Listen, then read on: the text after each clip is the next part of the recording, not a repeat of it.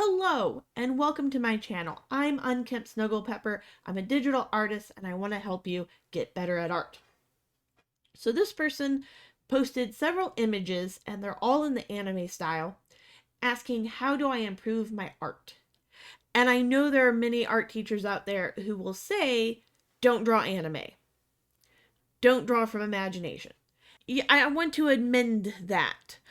Don't draw anime only. Don't draw from imagination only.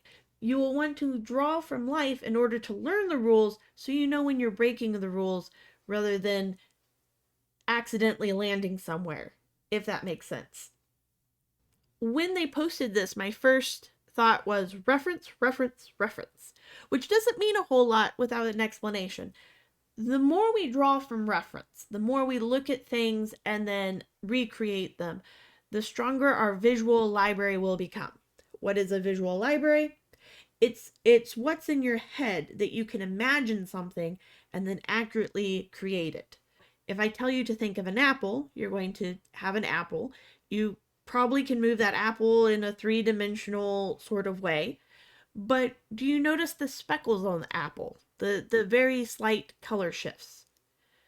That's visual library, and knowing that it shifts in color slightly, it may have some yellow on it depending on the type of apple. That's your visual library. So for this gentleman over here, I have increased the brightness and saturation in hopes that he'll show up a little bit better. He is kind of a sketch. So the first thing I'm going to do with him is get him back to being straight up and down. There we go.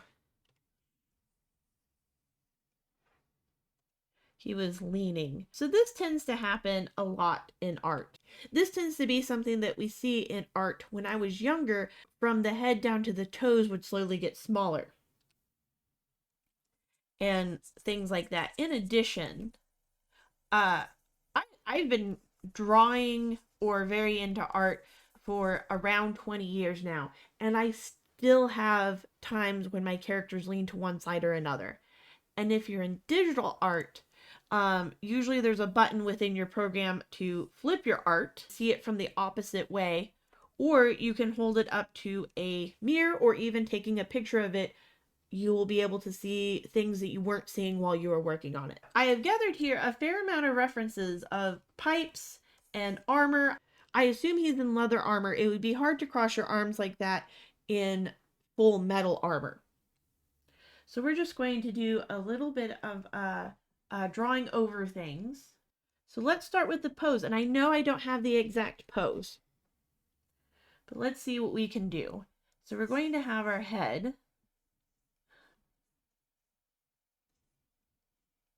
here. And so there's one head length. And then one head length below that. That's where the middle of the chest is. And another head length. We're going to be hitting the hips.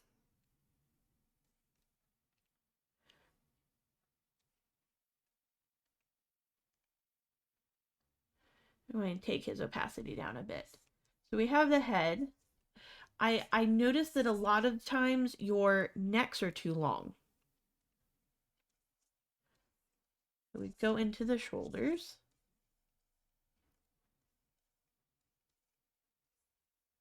There is where our shoulder meets our chest. This is the center chest line. This is our rib cage.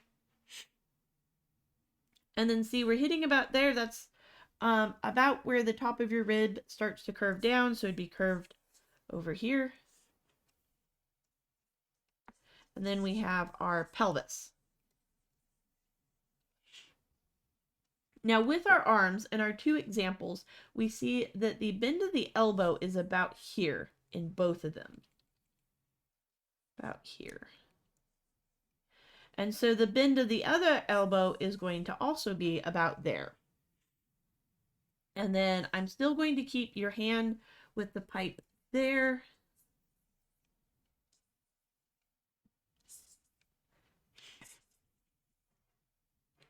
So I'm going to keep the bend of the elbow There's our bicep, upper arm, into the elbow. And we're not going to see as much of the other arm. This is going to come down like this and move straight this way. And then there's our hand.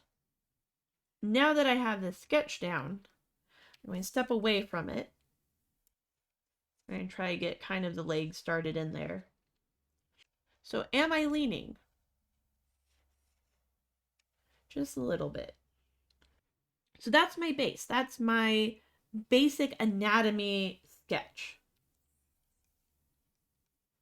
And then if I were in traditional art, I would be using a lighter pencil such as an H4 or an H6 in order to get this sketch down. With digital, I can just erase as much as I want. I don't have to worry about destroying the paper.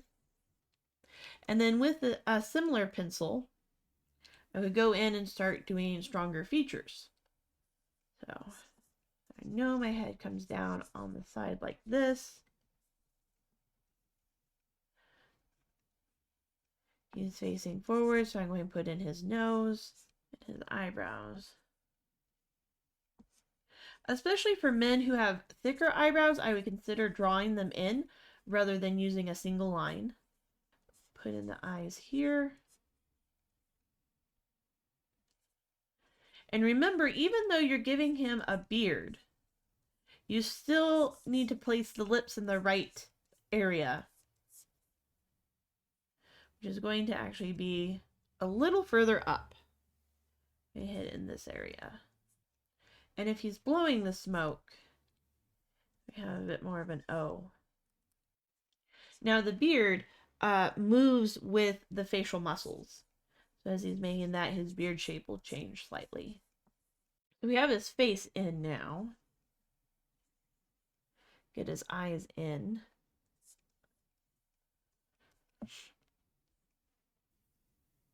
I'm going to work down. Give him those little higher up shoulders. And he has a handkerchief around his neck or a scarf. And as we're adding clothing, as we add this, we know that it comes around the body, so it's going to stick out. Oh, his is much longer. Okay, so we're bringing it down like that. Right, because it has to go over his shoulder. It has to go around his neck. And it also comes down. So then, rather than going in straight to the arms, I'm going to start with my hand. And I don't have the exact reference, but I know here and here, the fingers are going to turn inward.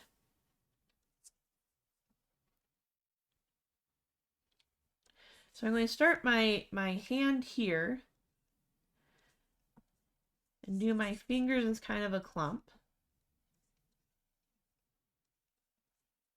because they're going to disappear around the form of the pipe. So there's my pipe.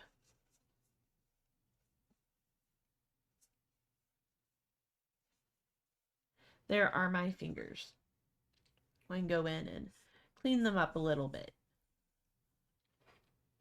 And his pinky is just hanging out there. Now, if you find that drawing from this, that rotating the hand inside your head to create these shapes is not working out, you can always hold your hand up in the mirror in a similar pose so that you can see what is going on.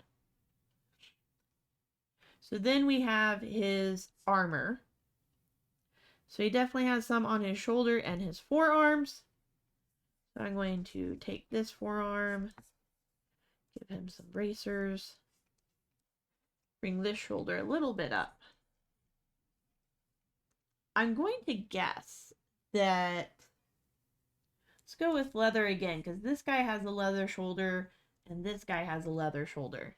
So again, the handkerchief is going to have to go not only over him, but over those. So it's going to stick up pretty far here. Then we have, it comes over like this.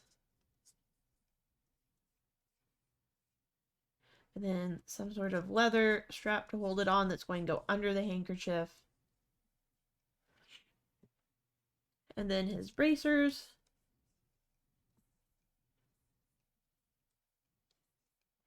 I'm going to say he... So with armor, one of the challenges that one has is that where we tend to bend, we can't really put armor because then those bends are inhibited, which is not good when you're trying to fight someone. But it's also not good to have something exposed to your enemy. And then, of course, that strap again. In fact, I would add another one just to be cool. So there's his shoulders. There's a strap pulling that one on. And we see with this example that his hand goes under here. We're not going to see it, so I only have to draw one hand today. And then as we move down, another thing I notice is he has this sword on his back. In order for that to be true, he's also going to have a belt going over his shoulder that's going to hold the sword. Now with larger swords, which I'm basing off of the original, right? His sword is pretty big and sitting pretty high up. This looks like it's a two-handed sword, which means the blade's going to be pretty big. I'm thinking like claymore over just, or a long sword. So in order for that to sit on his back, he's going to need a belt that's coming over, which ends up erasing our straps, which is absolutely fine.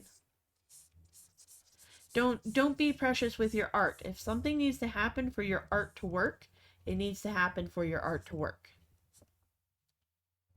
I know it really stinks when you're a young artist and you finally draw a hand and you're really proud of it, and then you kind of look again and your hand is too small or too big and you don't want to erase it and draw another one. Yeah, as our armor comes down, it looks like,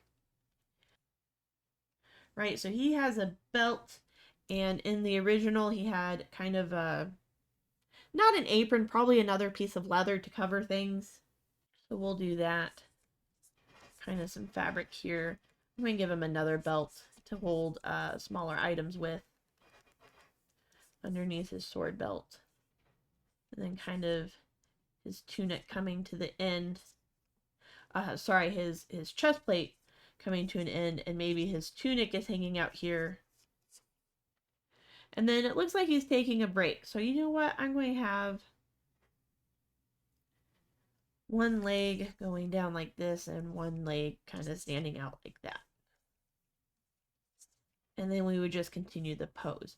I would say if you're working on this guy, either elongate the canvas vertically so you can do a full use him to fill the entire canvas, or I would, in your preliminary sketch when you're first making out the big shapes, cut off about there rather than down here. So I'm going to make his face look a little more serious. I'm actually going to agree and go back with the original mouth shape. For reference for the face, I would look up men smoking pipes and how their mouth looks when they're actually blowing out the smoke. And if we are going in the anime style, we do want to put things in the right place. So we're still using reference. And I would recommend at some point drawing realistically from reference, but also anime is a skill in itself to draw in that style. And with bigger, bushier eyebrows, you can also convey maybe he's a rougher character. Now we have a more fleshed out character. We have more detail in the armor. We have better proportions. And he doesn't look quite as stiff as he did in the original. This is a very stiff pose. He seems very locked in place and not like he's relaxed. And part of that is going to come from just practice overall. My recommendation and how I know how so much of the anatomy should fit is to look into Andrew Loomis and figure study for all it's worth, and continue to do studies of how people are standing. Now, if you're finding that your poses are still stiff and after you have drawn this, you can absolutely use your references and draw over them to see how the pose is. So here we have a gentleman smoking a pipe. So that's where his head is. That's the thinner line. His jawline. His neck, again, your necks kind of tend to reach a little bit too long. He even has a button shirt telling us where his center line is. So there's his center line. There's his rib cage coming around. His arm socket. This is where his arm is moving this way. The bend at the elbow. And then his fingers curving around the pipe. And then here's his other hand, his other arm. So now we understand more about how his pose works. We know where the joints are. And that's going to translate into better representation of the anatomy. We can also think about how the chest is here, even though one hand is in front of it, even though one hand is crossing over in front of the stomach and the chest. Another way we can draw, or reason to draw on the references, is to capture like the line of where things are moving, or smaller, more intricate shapes. To see how this, I think on the shoulder it's a pauldron, but we can see how this moves around a cylindrical shape even though it's not on a model. So those are a few ways to interact with your references in a way that's going to help you overall in your study of anatomy. So to conclude this video, we want to look at reference, and if there's not an exact reference of what we want, we can gather a collection of references and pick and choose from them in order to create a more accurate representation. This is going to build our visual library, which is our ability to see something in our head and then create it on paper. The more you study people and anatomy from real life, the more you're going to be able to translate that into your anime style. I hope this video was helpful. If it was, please consider giving a like, a comment, a subscribe down below. Link down in the doobly-doo, you can submit your art directly to me if you would like to be featured on my art critique, as well as buy me a coffee. Until next time, have a good one.